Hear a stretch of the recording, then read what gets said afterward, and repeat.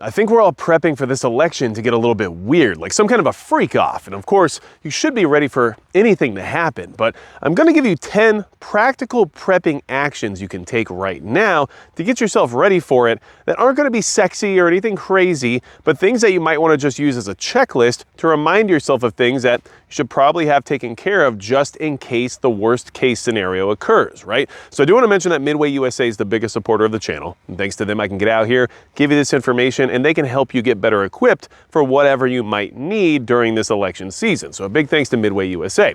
Now, the first practical prepping action that I would suggest you take, and these are things that I've done personally, so just trying to live by example, I guess.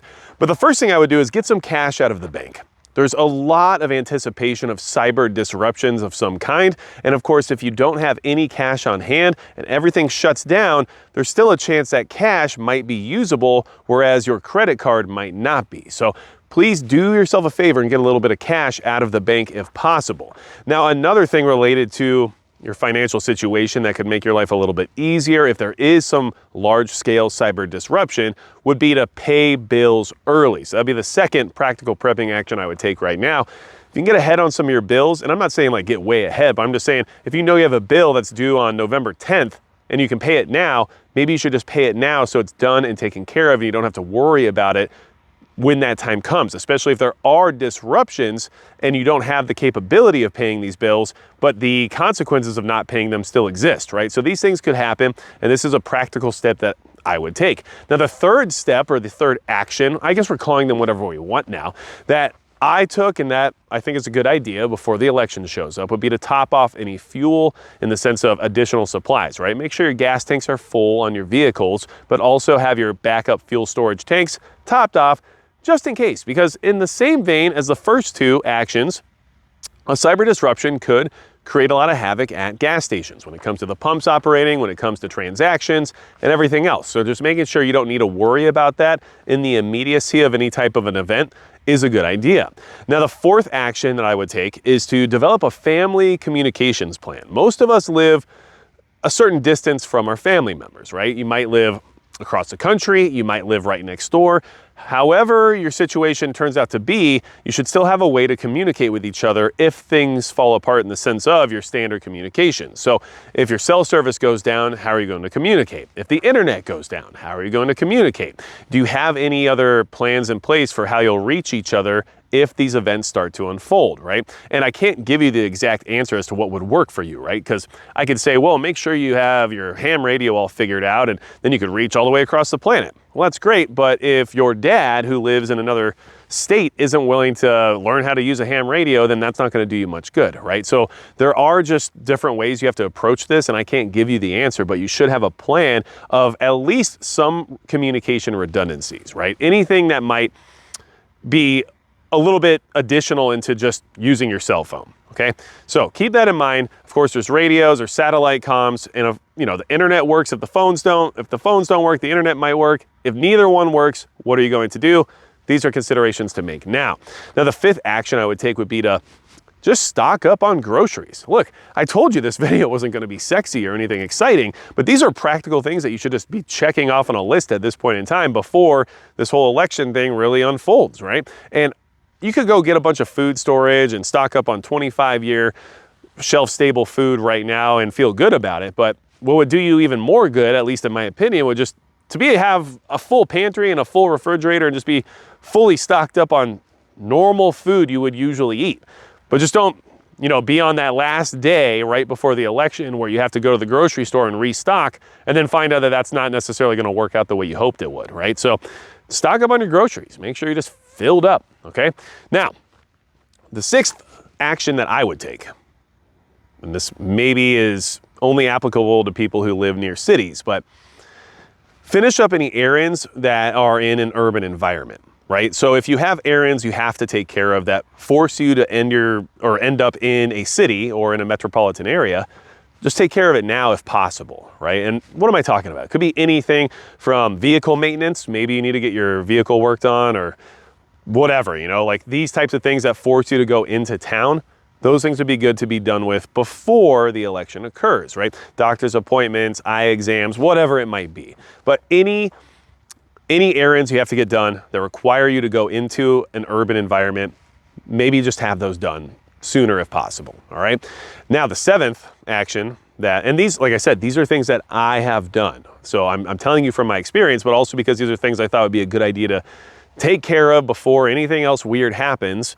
And, you know, I know not everybody's going to be in a position to do all these things, but these are just suggestions that maybe help some of you remember to do a couple things you might not have thought about, right? So the 7th thing, which is something that is definitely right up my alley, is just maybe grab a little bit more ammo. Maybe have a little additional ammunition on hand. Now, a lot of people are going to chime in, especially all the lefty trolls who've been showing up on the channel lately. I don't know where you all came from, but I mean, I'm not mad, whatever. You got to do what you got to do, and everyone wants to be prepared, so that's fine. But wow, there's a lot of weird accusations there. But anyway, the reason I'm saying this isn't because I expect to have to use it, right? Which is the accusation I expect to be thrown my way at this point, now that I've said this. But the reason is mostly so that you don't have to worry about getting any more anytime soon or anytime during any potential unrest or anything along those lines. But at the same time, there's a good chance of a price increase. There's a good chance of a panic buy. There's a good chance of a few other things that might just make it more expensive or harder to come by depending on the outcome of this election. So having some additional ammo or just getting some more now while we're still in this like grace period is probably a good idea. That's just my suggestion. Like I said, something I've already done. So another thing that I would do, this is the 8th action that I would take or have taken. I guess, how are we doing this again? First person, third person? I don't care. It doesn't even matter anymore. Here's something you can do that's practical if you're prepping for the election. I would shut off your power.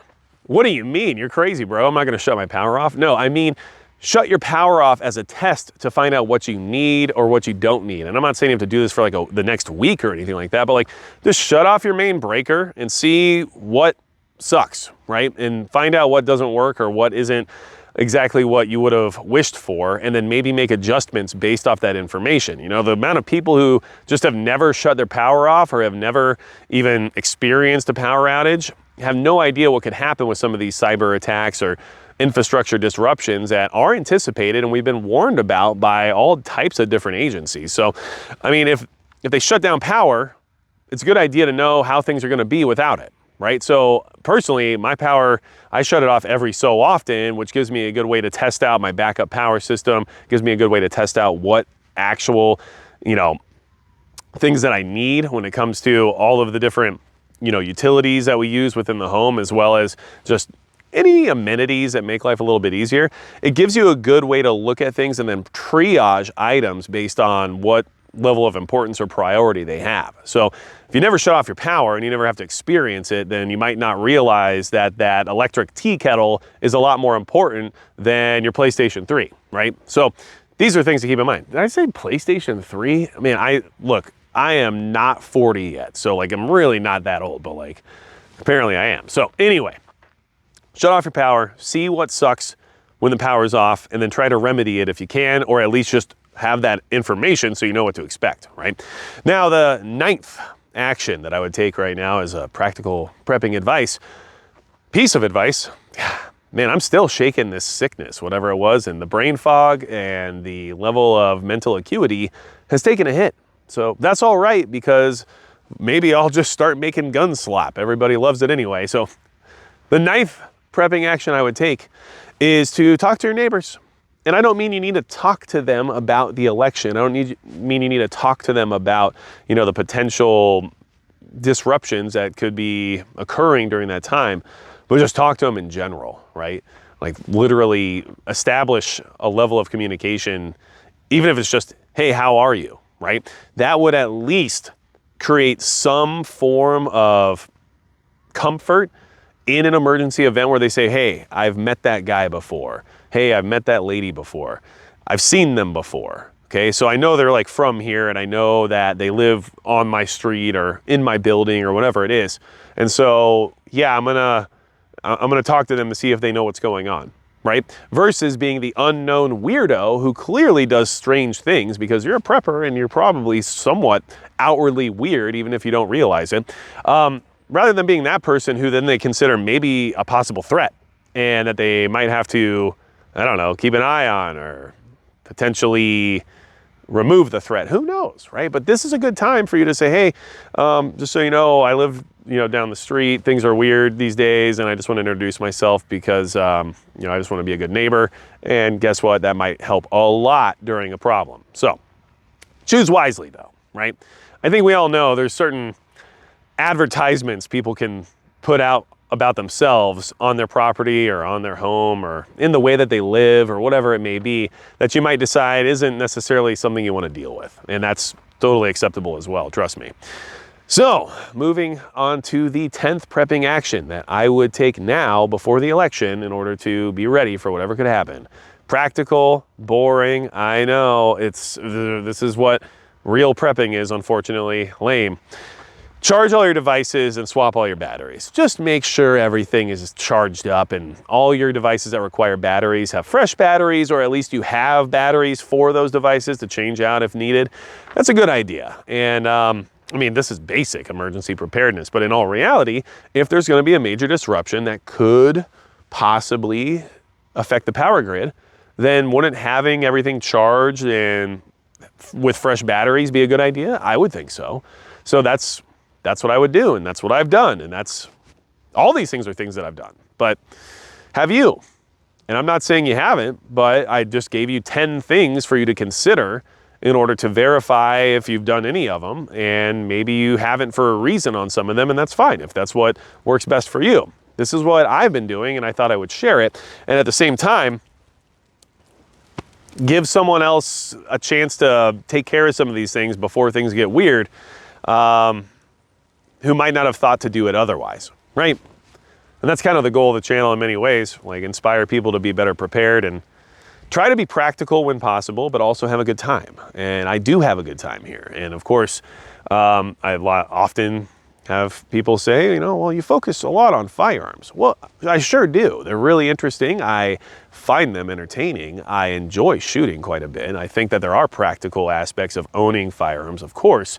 But the other side of it is that they're not boring. And I enjoy the excitement that they bring me. So that's why. But in reality, everything I just told you, like that's the stuff I do not on camera because, unless you need to see me go to the ATM or pay my electric bill in advance or even just go to the gas station and fill up some fuel cans, I just don't know if that would get a lot of traction, right? So, because I'm just not interesting enough to be a vlogger. Although if I were to shave my entire body, including my eyebrows, and put on a morph suit, maybe that would work.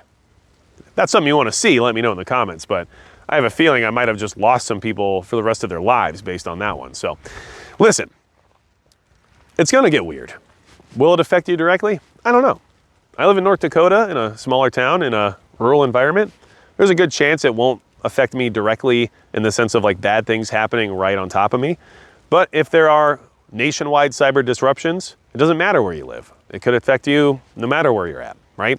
And if people decide they're no longer invested in the system to the point of not caring about what the law says anymore, which is unfortunately one of the potential outcomes of this entire election, well then, they might act lawlessly, which means you may have to be the only one willing to protect yourself, right? So, let me know your thoughts in the comments below. What other practical prepping actions have you taken so far to be ready for this election that someone could do right now in order to help themselves be a little bit more prepared for it, right? Like that's the goal here too. We have a community that can help each other out with ideas, concepts, and suggestions, which not everyone has to take, but it being there gives people a resource. And I think that's very important and very beneficial. Anything else you need from me, magicprepper.com is a good place to go. You can sign up for my newsletter there, which is basically called the MAGIC, which allows you to get some information from time to time. We also have a Discord server you can join from magicprepper.com where lots of degenerates talk about degenerate things. And I pop in every so often to be weird, and then I disappear for months at a time. So hopefully this gave you some things to think about. I want you to be better prepared. This election is going to get strange. And that's going to be it for Magic Prepper.